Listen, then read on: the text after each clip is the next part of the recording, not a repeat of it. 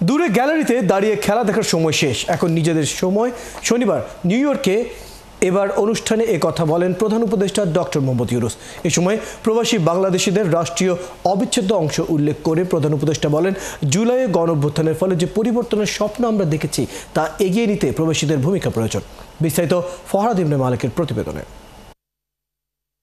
জাতিসংঘের অধিবেশনে যোগ দিতে নিউ ইয়র্কে অবস্থান করছেন প্রধান উপদেষ্টা ডক্টর মোহাম্মদ ইউনূস।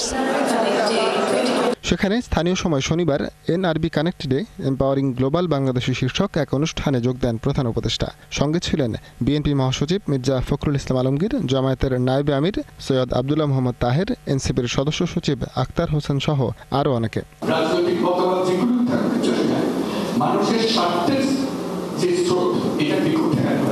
প্রধান উপদেষ্টা বলেন, দূরে গ্যালারিতে দাঁড়িয়ে খেলা দেখার সময় শেষ, সময় এখন নিজেদের খেলার। সবাই দূরে দাঁড়িয়ে গ্যালারিতে দাঁড়িয়ে খেলা দেখবো এরকম না, নিজে খেলবো না। আমরা গ্যালারির কাজ শেষ, আমরা প্রত্যেকে নিজে খেলবো, যেটুকু অংশ আমরা পারি সেটুকু অংশ আমরা পালন করবো।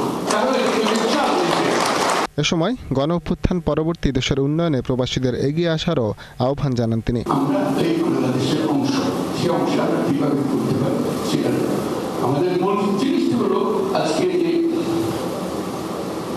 ছাত্রদের অভ্যুত্থান হলো, সেটা আমাদের মস্ত বড় প্রতিবন্ধকতা সরিয়ে দিয়েছে। আমাদের স্বপ্ন দেখার স্বপ্ন বাস্তবায়নের শক্তি দিয়েছে। এগুলো স্বপ্ন আমরা সবাই দেখি বাস্তবায়নের ক্ষমতা আমরা পাই না। এই পরিবর্তন ছাত্ররা যা করলো সেই শক্তি আমাদেরকে দিয়েছে, এই শক্তিটা যেন হারিয়ে না।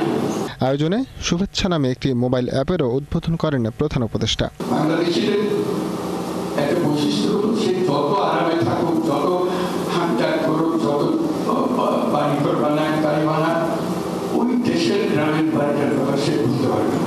ফরহাদ ইবনে মালিক, ৭১, ঢাকা।